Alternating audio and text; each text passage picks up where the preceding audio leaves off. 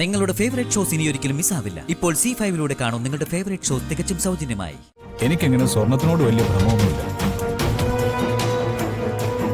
ചെറിയച്ഛൻ എനിക്ക് വേണ്ടി ഇത് കണ്ടെത്തിയത് സന്തോഷമുള്ള കാര്യം തന്നെയാ. പക്ഷെ എനിക്കിത് ഇട്ടുകൊണ്ട് നടക്കാൻ വയ്യ. ഇത് വേണമെങ്കിൽ ഗൗതമിന് കൊടുത്തേക്ക്.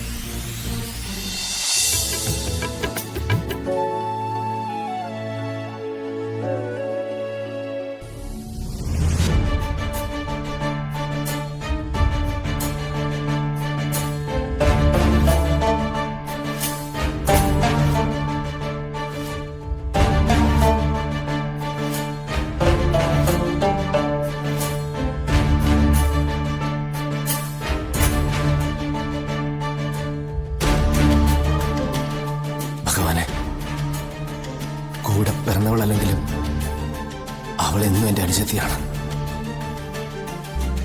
എനിക്ക് വേണ്ടിയാ എൻ്റെ സഹോദരി ജീവൻ അർപ്പിച്ച് ത്യാഗം ചെയ്യുന്നത്.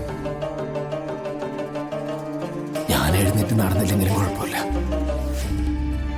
അവക്ക് അതിന്ന് പിന്മാറാനുള്ള മനസ്സെങ്കിലും കൊടുത്താൽ മതി.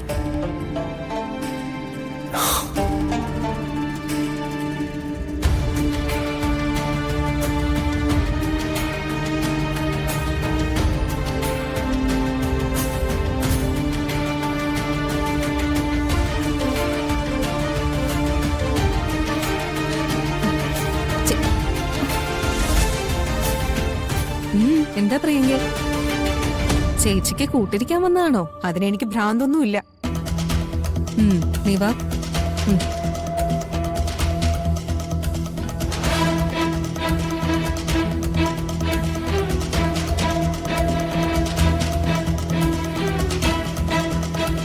സത്യം പറഞ്ഞ ആ പൂജാമുറിയിൽ നിന്ന് ചേച്ചിയെ പിടിച്ച് എഴുന്നേൽപ്പിക്കാനാണ് ഞാൻ വന്നത്. അതിന്റെ പേരിൽ എന്ത് ദൈവശിക്ഷ കിട്ടിയാലും കുഴപ്പമില്ലായിരുന്നു. രാധികയുടെ ഈ വ്രതത്തിന് ഫലമുണ്ടായ കണിമംഗലത്തുകാര് മുഴുവൻ പിന്നെ അവളുടെ മുന്നിൽ തൊഴുതു നിൽക്കും. പിന്നെ രാധികയുടെ ഒരു വേലക്കാരിയുടെ സ്ഥാനമേ പ്രിയങ്കയ്ക്ക് ഈ വീട്ടിലുണ്ടാവും. രാധികയ്ക്ക് വേണ്ടി പലതും ചെയ്യാൻ ഈ വീട്ടിലുള്ളവര് നിന്നോട് കൽപ്പിക്കും. അതൊക്കെ നീ ചെയ്യേണ്ടി വരും.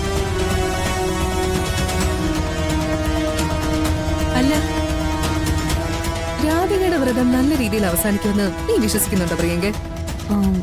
വിശ്വസിക്കാതെ എന്ത് ചെയ്യും? അത്ഭുതങ്ങൾ പലതും സംഭവിക്കാറുണ്ടല്ലോ. എനിക്ക് കേൾക്കട്ടെ. നീ ഇത്രയും നാൾ അവളുടെ കൂടെ ജീവിച്ചതല്ലേ? ഈ കാലത്തിനിടയില് നിന്റെ കൺമുന്നിൽ നടന്ന ഒരു അത്ഭുതം എന്ന് പറഞ്ഞു. അത് കഥകളിലെ നമുക്കെല്ലാം വായിക്കാൻ പറ്റും. ഭക്ഷണം കഴിക്കാതെയും ഒറ്റക്കാലിൽ നിന്നും ദേവന്മാരെ പ്രസാദിപ്പിച്ചെടുത്തതും വരം ചോദിച്ചതും ഒക്കെ. അതൊന്നും ആരും ചെയ്യാറില്ലല്ലോ. ഒരു കണക്കിന് നിന്റെ ചേച്ചി കാണിക്കുന്ന ഈ വാശിയുണ്ടല്ലോ, അത് നല്ലതാ. നല്ലതോ? അതെ. രാധികയുടെ വ്രതം ദിവസങ്ങൾ പിന്നിട്ടിട്ടും സൂര്യ എഴുന്നേറ്റ് നടന്നില്ലെങ്കിൽ അവൾക്ക് പിന്നെ ഈ കൃഷ്ണഭക്ത എന്നുള്ള പേരുണ്ടാവുമോ? ഉണ്ടാവോ പ്രിയങ്കെ?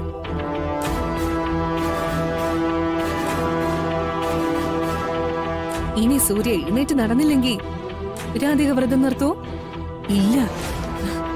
അപ്പൊ പിന്നെ എന്താ സംഭവിക്ക? പച്ച വെള്ളം പോലും കുടിക്കാതെ അവള് തൊണ്ട വരണ്ട് ചാകും. നിനക്കോ എനിക്കോ ചെറിയമ്മയ്ക്കോ ആർക്കും ഒരു കുറ്റവും ഇല്ല. പക്ഷേ നമുക്കൊക്കെ ബുദ്ധിമുട്ടായി തീർന്ന ഒരാള് അതോടെ തീർന്നു പോയി കിട്ടുകയും ചെയ്യും. അതല്ലേ നല്ലത് മോളെ? ഏട്ടത്തി പറഞ്ഞതിലും കാര്യമുണ്ട്. കാര്യമേ ഉള്ളൂ. നീ നോക്കിക്കോ, ആദ്യത്തെ 1-2 നേരം ഭക്ഷണം കഴിക്ക്, വെള്ളം കുടിക്കുന്നൊക്കെ പറഞ്ഞ് മുത്തശ്ശി അമ്മയൊക്കെ അവളുടെ അടുത്ത് ചെല്ലും, ഒരുപാട് നിർബന്ധിക്കും. പക്ഷേ പതുക്കെ പതുക്കെ അവരത് നിർത്തിക്കോളും. നിന്റെ ചേച്ചിക്ക് ചാകാനുള്ള സമയം അവള് തിരഞ്ഞെടുത്തോന്ന് കരുതിയാ മതി. ചെല്ല് പ്രിയങ്കേ.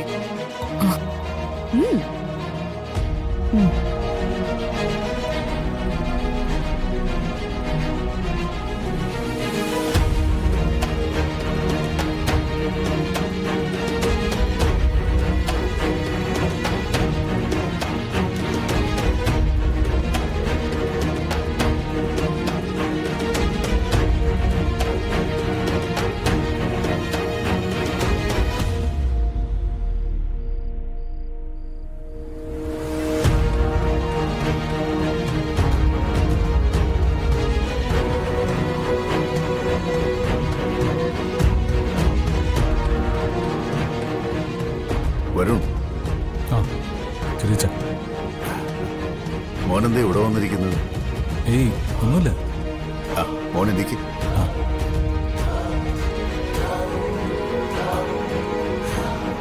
ഞാൻ ആ പെൺകുട്ടിയുടെ കാര്യം ആലോചിക്കായിരുന്നു, രാധികയുടെ. നീയും അത് തന്നെയാണ് ആലോചിക്കുന്നതെന്ന് എനിക്കറിയാം. ആ നമ്മളൊക്കെ മറ്റുള്ളവർ ചെയ്യുന്ന ത്യാഗങ്ങളൊക്കെ ഒരുപാട് കേട്ടിട്ടുണ്ട്, പഠിച്ചിട്ടുണ്ട്.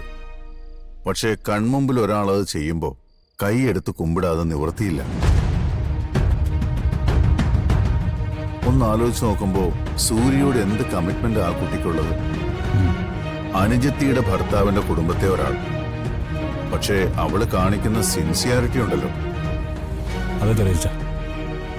പക്ഷെ എന്നിട്ടും നമ്മുടെ കൂട്ടത്തിലെ ചിലർക്കൊക്കെ അത് മനസ്സിലാവാതെ പോകുന്നുണ്ട്.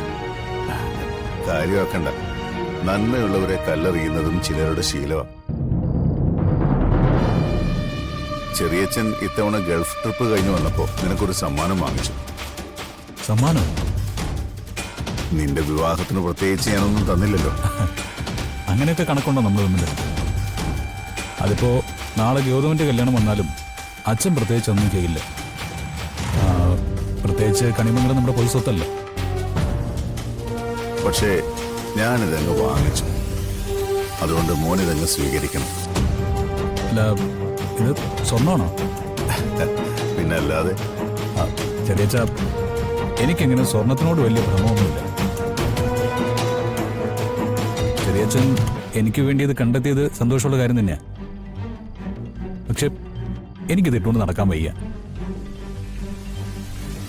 ഇത് വേണമെങ്കിൽ ഗൗതമിന് കൊടുത്തേക്ക്. ഗൗതമിന് കൊടുക്കാനാണെങ്കിൽ ഞാൻ വേറെ വാങ്ങിച്ചു കൊടുക്കുമല്ലോ. ഞാൻ നിഷേധിച്ചാൽ ചെറിയച്ഛനൊന്നും തോന്നരുത്. ഏയ്, ഓരോരുത്തർക്കും ഓരോരുത്തരുടെ ജീവിതത്തിൽ ഓരോ ആദർശങ്ങളില്ലേ.